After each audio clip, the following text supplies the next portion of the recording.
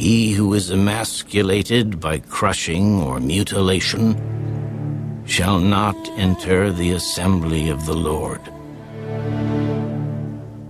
One of illegitimate birth shall not enter the assembly of the Lord. Even to the 10th generation, none of his descendants shall enter the assembly of the Lord.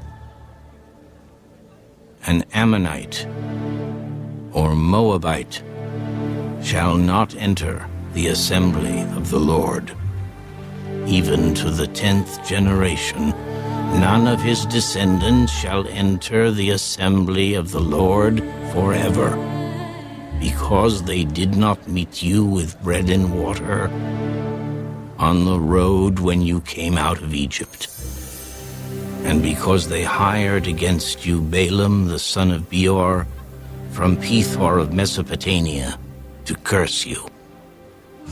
Nevertheless, the Lord your God would not listen to Balaam, but the Lord your God turned the curse into a blessing for you, because the Lord your God loves you. You shall not seek their peace, nor their prosperity, all your days forever. You shall not abhor an Edomite, for he is your brother. You shall not abhor an Egyptian, because you were an alien in his land.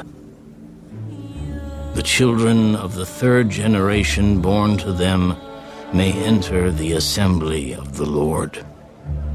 When the army goes out against your enemies, then keep yourself from every wicked thing.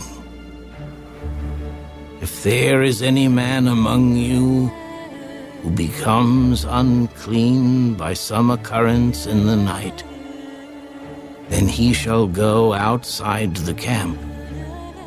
He shall not come inside the camp, but it shall be, when evening comes, that he shall wash with water, and when the sun sets, he may come into the camp. Also you shall have a place outside the camp where you may go out, and you shall have an implement among your equipment. And when you sit down outside, you shall dig with it, and turn and cover your refuse. For the Lord your God walks in the midst of your camp, to deliver you and give your enemies over to you. Therefore your camp shall be holy, that he may see no unclean thing among you, and turn away from you. You shall not give back to his master the slave who has escaped from his master to you. He may dwell with you in your midst, in the place which he chooses, within one of your gates, where it seems best to him. You shall not oppress him. There shall be no ritual harlot of the daughters of Israel, or a perverted one of the sons of Israel. You shall not bring the wages of a harlot or the price of a dog to the house of the Lord your God for any vowed offering, for both of these are an abomination to the Lord your God.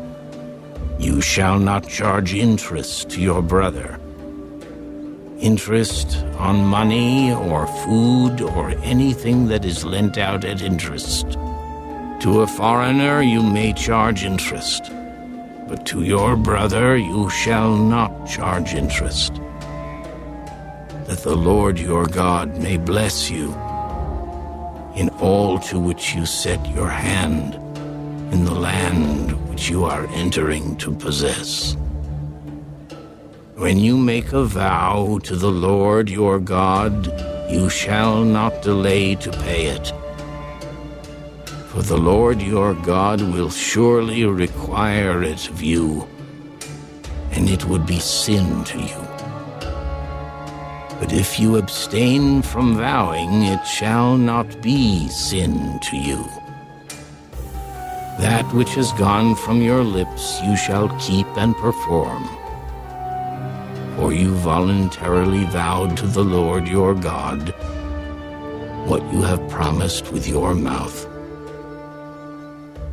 When you come into your neighbor's vineyard, you may eat your fill of grapes at your pleasure, but you shall not put any in your container.